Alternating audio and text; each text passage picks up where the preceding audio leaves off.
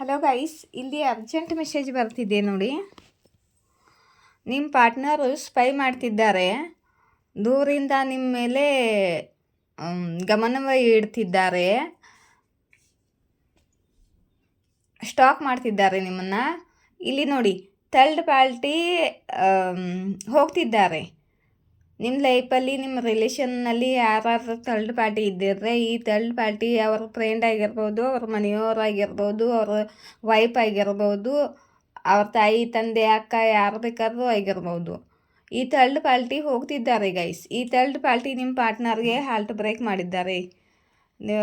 ಈ ಥರ್ಡ್ ಪಾರ್ಟಿಯಿಂದ ನಿಮ್ಮ ಪಾರ್ಟ್ನರ್ಗೆ heart break ಆಗಿದೆ. ತುಂಬಾ ದುಃಖ ಆಗಿದೆ. ಇವರ ಮೇಲೆ ತುಂಬಾ ವಿಶ್ವಾಸ ಇಟ್ಟಿದ್ರು ಅವ್ರ ಮೇಲೆ ಇವರು. ಆದರೆ ಅವರು ಇವರಿಗೆ ಹಾರ್ಟ್ ಬ್ರೇಕ್ ಮಾಡಿದ್ದಾರೆ.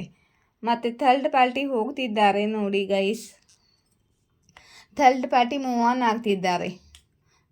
ಇವರಿಬ್ಬರದು ಕಾರ್ಮಿಕ್ ಸೈಕಲ್ ಎಂಡ್ ಆಗ್ತಿದೆ.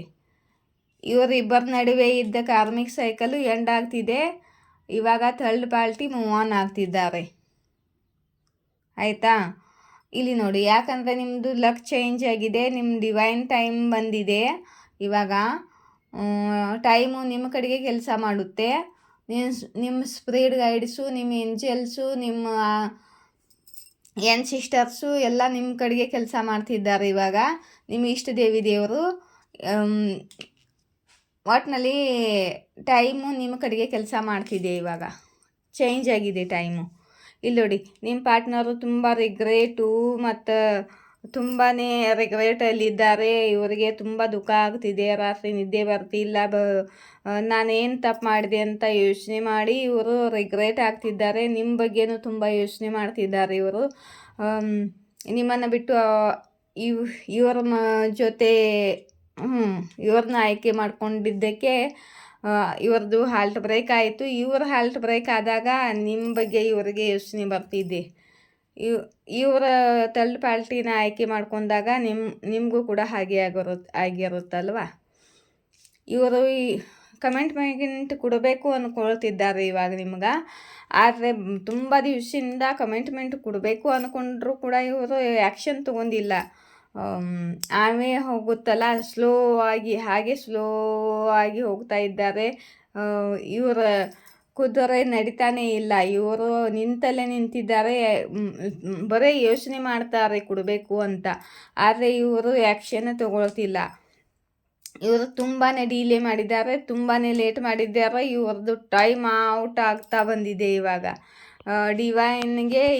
ಡಿವೈನ್ ಟೈಮ್ ಬಂದಿದೆ. ಇವರು ಇದುವರೆಗೆ ಆ್ಯಕ್ಷನ್ ತೊಗೊಂಡಿಲ್ಲ. ಅದಕ್ಕೆ ಇವ್ರ ಲೈಫಿಂದ ಥರ್ಡ್ ಪಾರ್ಟಿನ ಕಾರ್ಮಿಕ್ ಸೈಕಲ್ನ ಎಂಡ್ ಮಾಡಿ ಥರ್ಡ್ ಪಾರ್ಟಿ ಎಂಡಿಂಗ್ ಆಗ್ತಿದೆ. ಇದೆಲ್ಲ ನಿಮ್ಮ ಇಷ್ಟ ದೇವರ ಕೆಲಸ ಇದೆ.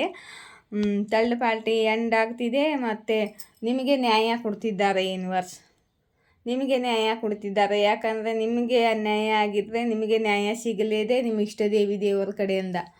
ನಿಮ್ಮ ಲೈಫಲ್ಲಿ ಸುಖ ಸಂತೋಷ ನೆಮ್ಮದಿ ಬರಲಿದೆ. ಮತ್ತು ನಿಮ್ಮ ಲೈಫಲ್ಲಿ ಬೆಳಕು ಬರಲಿದೆ. ತುಂಬ ಪಾಸಿಟಿವ್ ಆಗಲಿದೆ ನಿಮ್ಮ ಲೈಫಲ್ಲಿ. ಸೂರ್ಯನ ಥರ ಹೊಳಿತೀರ ನೀವು ಇವಾಗ. ಆ ಸೂರ್ಯನ ಬೆಳಕು ನಿಮ್ಮ ಜೀವನದಲ್ಲಿ ಪ್ರವೇಶ ಮಾಡ್ತಿದೆ. ಯಾಕಂದರೆ ನೀವು ಬಹಳ ಒಳ್ಳೆ ಭಕ್ತ ಆಗಿದ್ದೀರಾ.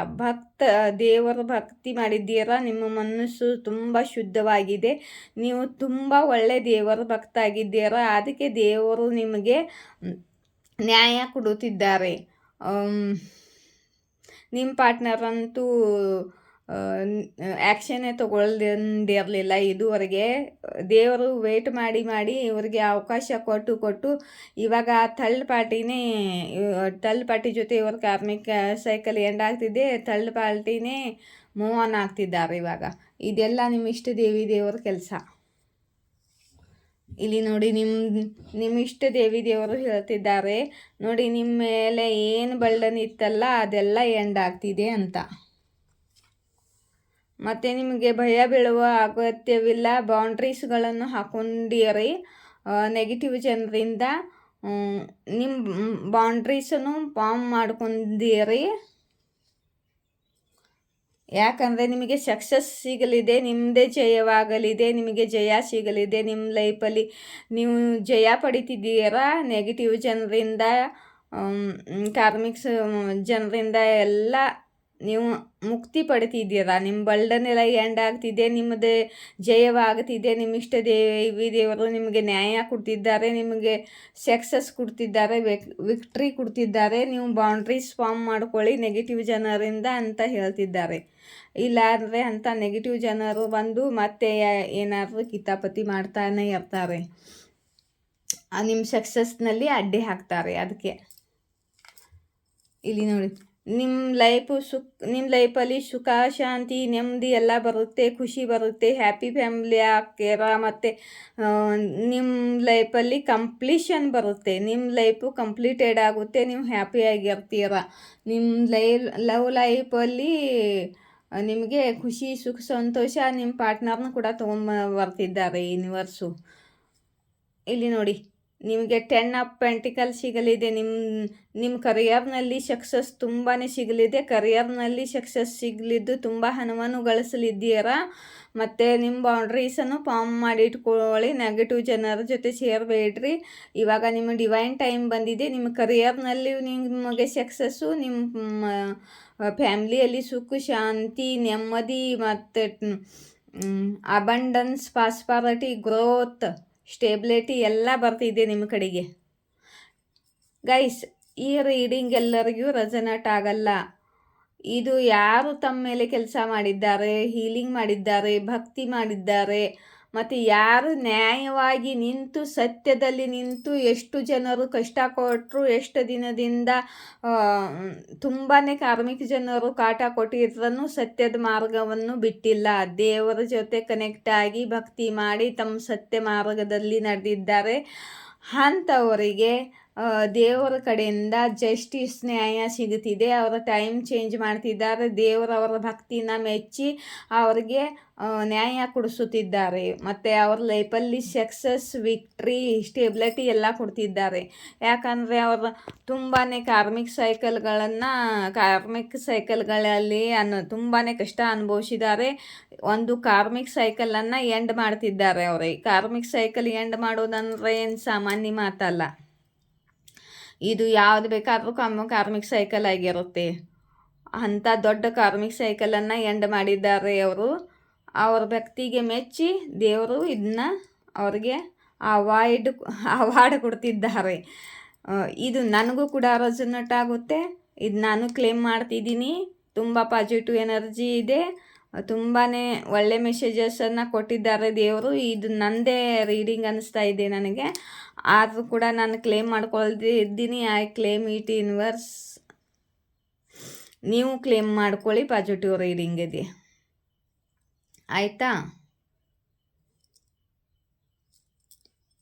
ಮತ್ತು ನನ್ನ ರೀಡಿಂಗ್ ಇಷ್ಟವಾದರೆ ಲೈಕ್, ಶೇರ್, ಸಬ್ಸ್ಕ್ರೈಬ್ ಮಾಡಿ. ಅಲ್ಲಿ ಕಾಂಟ್ಯಾಕ್ಟ್ ನಂಬರ್ ಇದೆ. ನನ್ನ ಫೋನ್ 2 ದಿವಸದಿಂದ ಬಂದಿದೆ ಗೈಸ್. ಅದೇನು KYC ಮಾಡಬೇಕು ಅಂತ ಬಂದಿದೆ. ಇವಾಗ ಮತ್ತೆ ಚಾಲು ಮಾಡ್ತೀನಿ.